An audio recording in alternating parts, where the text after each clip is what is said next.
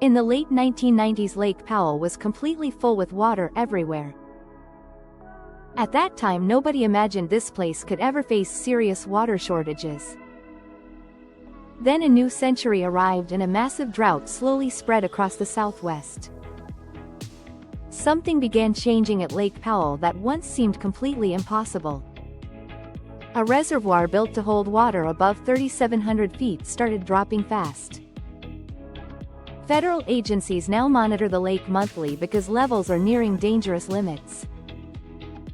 Below 3,500 feet, the entire system begins losing critical core functions. Recent forecasts show Lake Powell could fall near 3,490 feet by year 26. This situation is no longer only about drought or changing weather patterns. Now electricity production, water supply, and infrastructure safety all collide together. The most worrying part is not low water but the lack of remaining safety buffer. The system still behaves as if time remains while technical limits approach rapidly. By the end of this video, you will see why this problem goes far beyond water levels. Lake Powell is revealing uncomfortable truths the country is not prepared to face. Federal forecasts have officially turned this slow decline into a clear countdown. This is no longer a gradual trend but a specific future moment already documented. Operating forecasts now speak in dates, elevations, and fixed planning checkpoints. By December 31, 2026, levels are projected near 3,490 feet. This number appears quietly in reports without dramatic language or urgent warnings. Yet it marks a moment where the system must reassess its entire operation. The forecast assumes an average inflow year, not an extreme drought scenario. Once that assumption is set, many downstream decisions move automatically. The forecast range only covers about 80% of possible outcomes. That means real risk still exists beyond what official projections show. This creates discomfort because reality can exceed what appears on paper. The system sets an end marker without promising collapse or recovery. Now each update simply confirms movement toward limits that may be unavoidable. Another problem is how people measure Lake Powell risk incorrectly. Most discussions focus on capacity percentage, which hides operational danger. The reservoir does not operate on percentages but on elevation thresholds. At certain elevations, technical limits appear suddenly regardless of remaining volume. Power generation and water releases depend entirely on these elevation points. Water is also lost through evaporation and storage inside surrounding rock. These losses happen quietly and cannot be reversed by policy decisions. Evaporation estimates have increased over time with modern measurements. Millions of acre-feet have slowly seeped into surrounding geology. This water remains trapped and extremely difficult to recover later. Even without extra releases, available water continues declining. Warming temperatures also reduce river inflow year by year. For each degree of warming, river flow drops about 5%. Snowpack melts earlier and runoff timing becomes less predictable. Forecast models can drift as dust and heat alter snow behavior. The result is not panic but a growing loss of stability.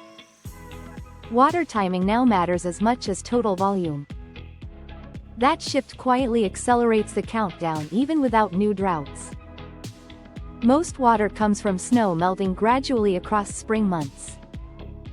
The system depends on slow, predictable snowmelt to function properly. That timing is now changing faster than infrastructure can adjust. Dust darkens snow, causing it to absorb more heat and melt earlier. Peak runoff now arrives weeks ahead of historical planning calendars. Even small timing changes create major stress on reservoir operations. This is why earlier snowmelt alone cannot save Lake Powell anymore. In reservoir operations, early snowmelt creates a serious shift that changes how water can be managed. When snow melts earlier, water arrives when it is harder to store safely. Warmer air increases evaporation, causing part of that water to disappear before reaching the reservoir. Total yearly snowfall may stay similar, yet actual usable runoff still declines. Scientific studies show upper basin river flow drops about 5% per degree of warming. This happens because snow vanishes earlier, reflectivity falls, and evaporation increases. Water must reach the lake at the right time to be fully useful. This process does not cause sudden collapse or dramatic drops in one season. Instead, it creates slow delay that builds pressure year after year. Each year, water timing slips slightly, forcing the system to absorb new losses. Forecast models were built using older, more stable snow conditions. As dust on snow patterns change, these models can develop long-term prediction errors. Water now arrives earlier and in smaller effective amounts than expected. At the same time, forecasts also shift in the same risky direction. This allows the system to believe it is keeping pace while conditions quietly change. Each individual mismatch seems small, but together they become hard to reverse. Lake Powell is not losing water because of one bad decision. The natural timing of water itself has changed. Much of the system still relies on an old rhythm that no longer fits reality. Even reasonable choices downstream can amplify risks when timing shifts. Once water timing changed, human systems struggled to adapt fast enough. The system was built for conditions that no longer exist today. Lake Powell was designed to hold about 25 million acre-feet of water. Over decades, sediment permanently reduced that capacity by nearly 7%. That lost capacity never returns, even if inflows recover. For years, storage estimates were based on outdated underwater surveys. Updated measurements only arrived many decades later. This meant the system believed more water existed than actually did. When true capacity is smaller, every foot of decline matters more.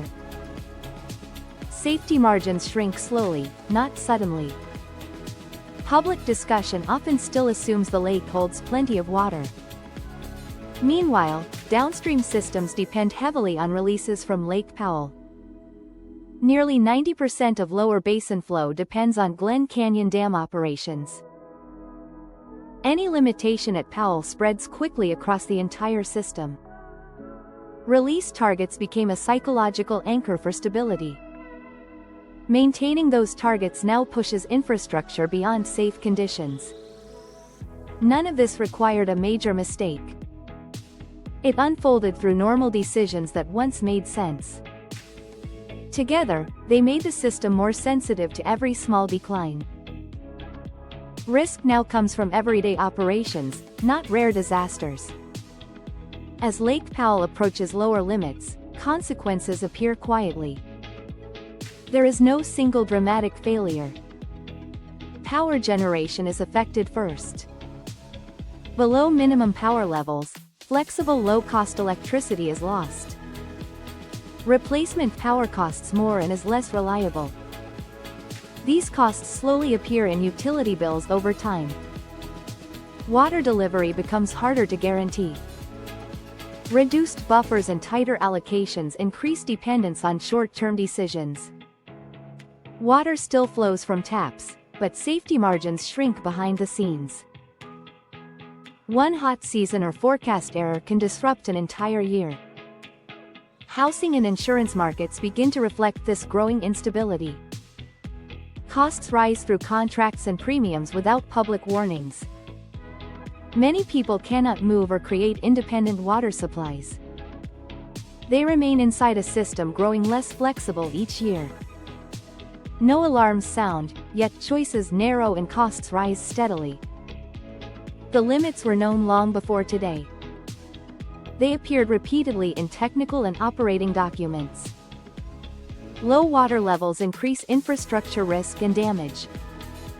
This knowledge was treated as something to manage, not warn about. Water remaining no longer guarantees full system capability. Release rules now depend closely on reservoir elevation. As levels fall, protecting infrastructure becomes the priority. Shortfalls are tracked as gap water instead of failures.